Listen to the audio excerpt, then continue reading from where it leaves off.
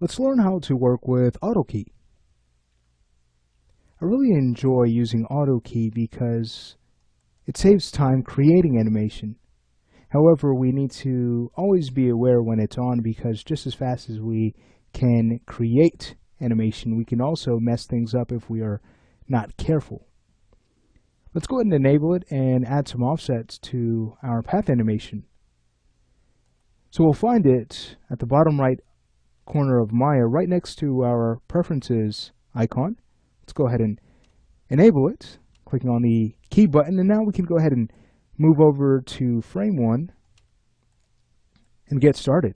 So let's say we have the ship kind of arc down and then arc back up in the y-axis. We'll start there. Now if we were to go ahead and just translate our ship up and start to scrub, you can see, alright, the offset's there, but there is no animation. The reason why is because we first need to set an initial keyframe.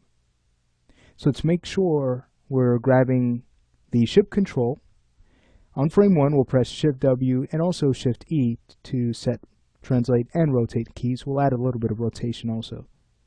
Alright, great. So now, as we start to scrub, let's go ahead and pick a time where we'd like to have the aircraft arc down. Let's say on about frame 35. We'll go ahead and translate the ship down.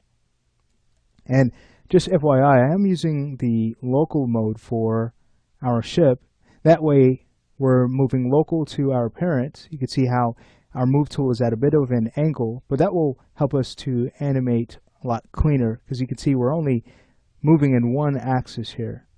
If you like to set your manipulator to local mode, it's just a matter of holding down the W key and the left mouse button. That's a fast way to access this menu. Then we'd want to choose axis and then choose local. If you'd like to go back to the root of the menu, simply drag to the gray dot at the top here. Another way to do that is to double click on your move tool. You can get to its settings from here.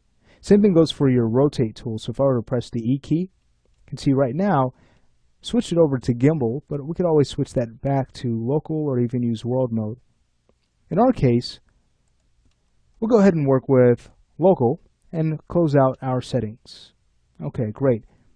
So going back to the move tool, we have this ship kind of moving down. Let's go ahead and have it move back up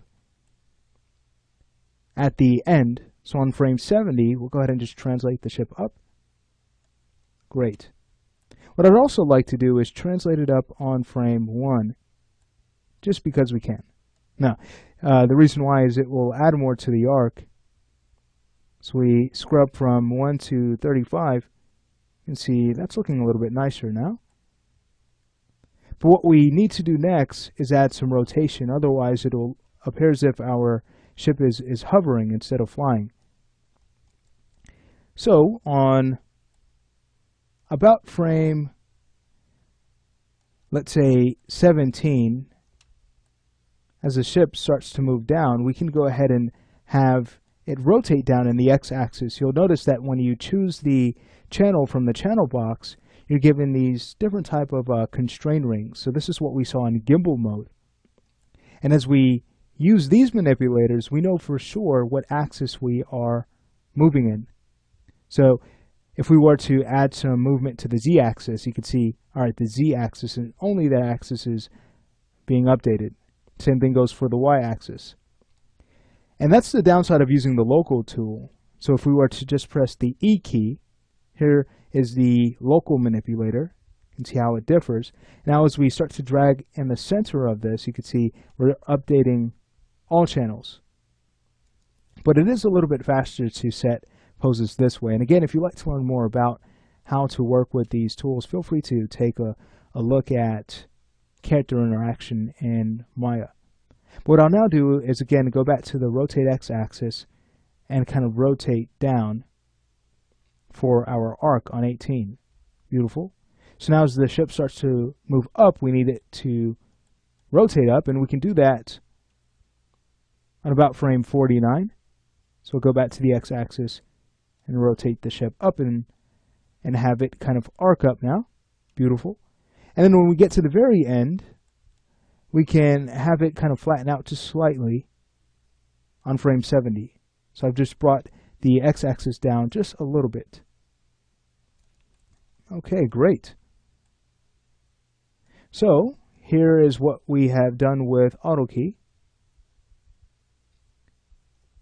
We've really added some very nice improvements to our airship so that it really appears as if it's flying through an environment. Great. Well, at this point, we can stop the lesson.